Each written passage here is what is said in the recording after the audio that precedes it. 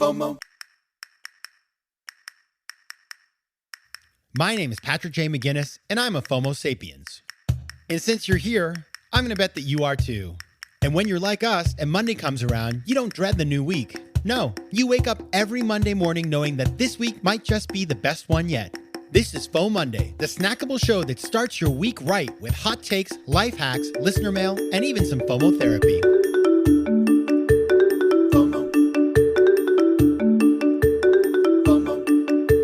Welcome back to another episode of FOMOnday, the snackable companion show to FOMO Sapiens.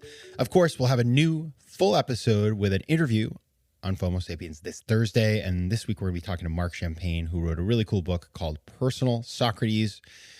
I promise there's wisdom. The wisdom of Socrates is in that episode. But it's FOMOnday. We're not ready for Socrates quite yet. It's just too early in the week. So I want to talk about two very interesting stories that are relevant to FOMO Sapiens that came out in the Wall Street Journal. Love the Wall Street Journal. Don't love their editorial page. Sometimes they're a little cray-cray, but I love the paper. And so I hold my nose while I read past the editorial page to the stories. But before we get there, I do want to remind you that my brand new Patreon is live and people are signing up, and it's a great spot for FOMO Sapiens to do all kinds of cool things. First of all, we're going to have bonus content. We do have bonus content. It's not future tense. It is present tense and future tense. We have some episodes which are going to be ad-free. We have all kinds of bonus content and things that you can learn about how to be a better human being, whether in business or in life. So I'm really excited. And I'm also excited to get you in there because I want your feedback, ideas, recommendations, suggestions, and all that other stuff. So it's a great place for us to connect.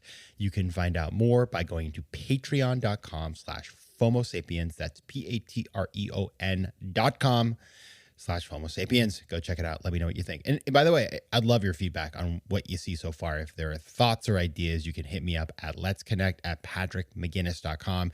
If you go there and you're like, I just don't understand this, which maybe you won't. I don't know. Listen, we think we got it down, but this is new. So we are learning. If you need to share something with me, hit me up there.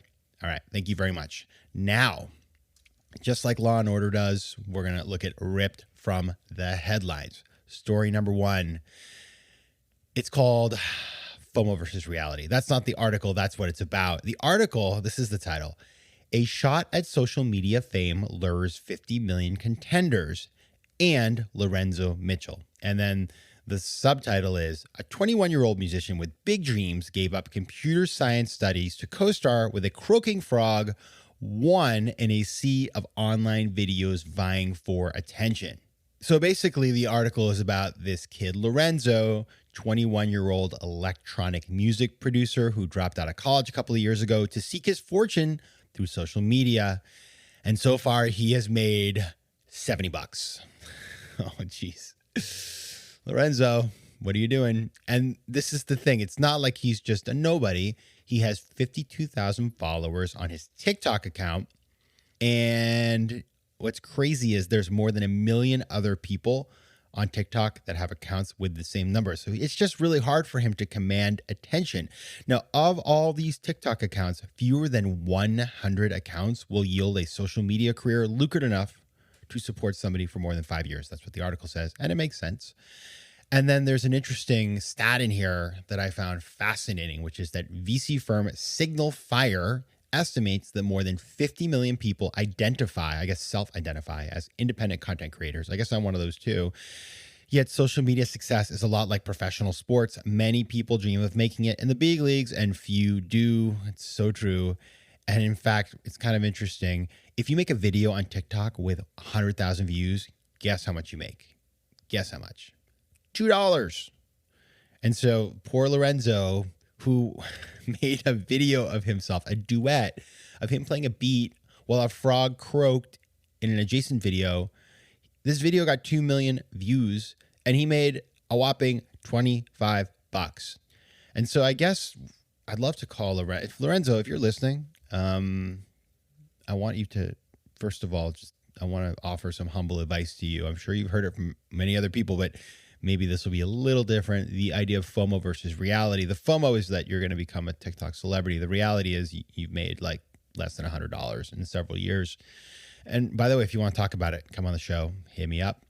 But for anybody who's looking at this space, and by the way, I've done my own numbers because I think about this all the time in terms of where to invest my time, money, and energy. I have stayed off of TikTok because I was just like, what am I going to do there?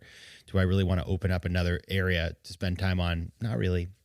So I would ask yourself these 4 questions if you're an aspiring creator.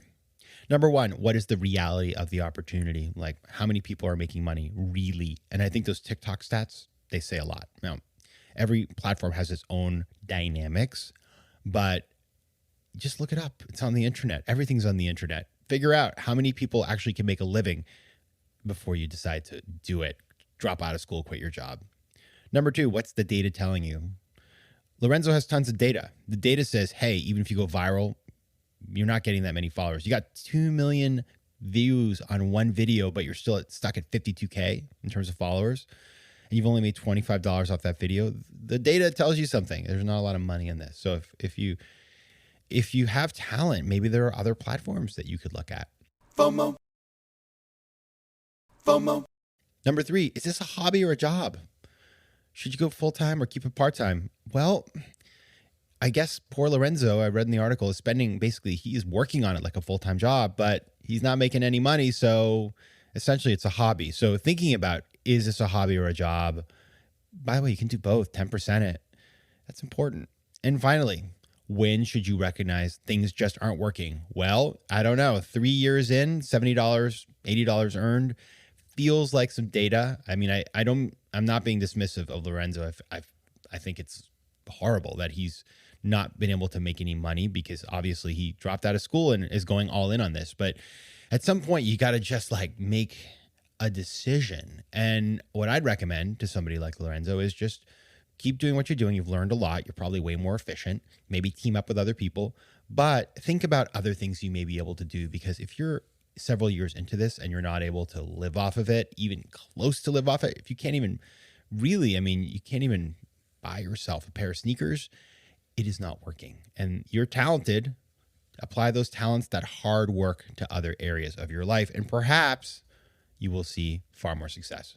Now, let's turn to something equally strange and sort of depressing, but I like the weirdness of this one, although I can't imagine the people they're talking about like the weirdness too much. The title of this article is Teen Girls Are Developing Tics. Doctors Say TikTok Could Be a Factor. Tick-tock, tick-tock, tics. I mean, it writes itself. Now, the subtitle of this article is When Teens Started Turning Up in Doctors' Offices with Sudden Severe Physical Tics, Specialists Suspected Social Media. The girls have been watching Tourette syndrome TikTok videos. Now, the story is basically about the fact that these young women were heavily influenced by how often they watch TikTok videos from influencers who said they had Tourette syndrome, and that these movements are sociogenic, meaning that they are developed socially but have profound and real neurological effects. And these patients had physical jerks such as neck twitches or compulsively and involuntarily repeating a word like beans. They were repeating the word beans. That's interesting. Now, apparently hashtag Tourette's is a thing on TikTok. And in fact, when doctors in the UK began studying this phenomenon back in January, there were 1.25 billion views to those hashtags, and now it's up to almost 5 billion. And so what's crazy is doctors started questioning the diagnoses of some of these Tourette TikTokers, and they're saying that basically they're realizing that it's a lot of girls. And in fact, Tourette's disproportionately affects boys. And so it turns out that they started to wonder, like, why is this happening?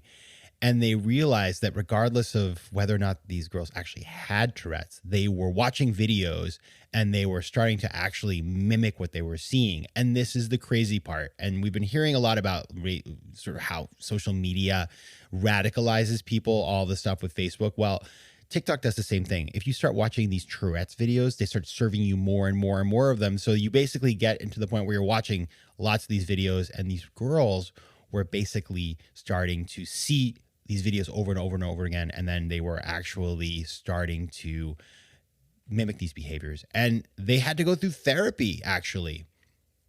basically, it was like de-radicalization for their bodies. They had to go through therapy to no longer have these Tourette's. Now, I found this story interesting because, as many of you know, and we've talked about it on the show, I believe on FOMOndays specifically, I, as a kid, had Tourette's. So I knowing how uncomfortable that is, it just makes me sad and feel really bad that people could actually get Tourette's, or at least have Tourette's-like symptoms just by watching videos on TikTok. And so I wanted to share that cautionary tale because, again, we may not realize that we're watching something and then we're being served more and more of the same because of the algorithm, or our kids may be, or our parents may be, and we're being caused to not radicalize politically necessarily, but become radicalized in other ways, or become shaped in other ways without us even realizing it. And so just know that. I think knowing is half the battle.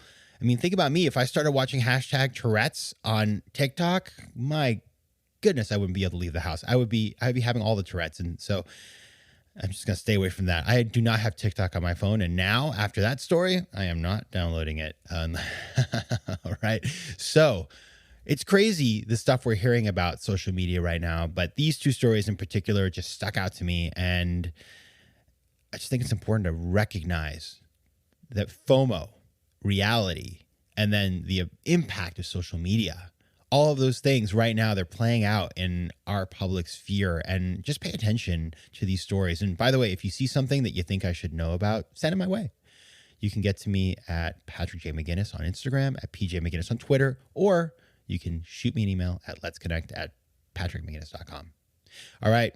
Be careful. Stay away from TikTok, I guess, is the takeaway of this episode. All right, FOMO Sapiens. Until Thursday, take care of yourselves. FOMO. Can't get enough of FOMO Sapiens? Join me on Patreon for ad-free episodes, bonus material, and exclusive content that will help you to master FOMO and position yourself for greater success in both business and life. Go to patreon.com/FOMO Sapiens to learn more. You can also connect with me on Instagram at Patrick J. McGinnis, on Twitter at PJ McGinnis, and on LinkedIn. I love hearing from you, so don't be shy. Want more FOMO Sapiens and FOMOnday? Head over to FOMOsapiens.com, where you can listen to past episodes, learn more about the show, and find out how to advertise. You can also connect with me on Instagram at Patrick J. McGinnis and on Twitter at PJ McGinnis.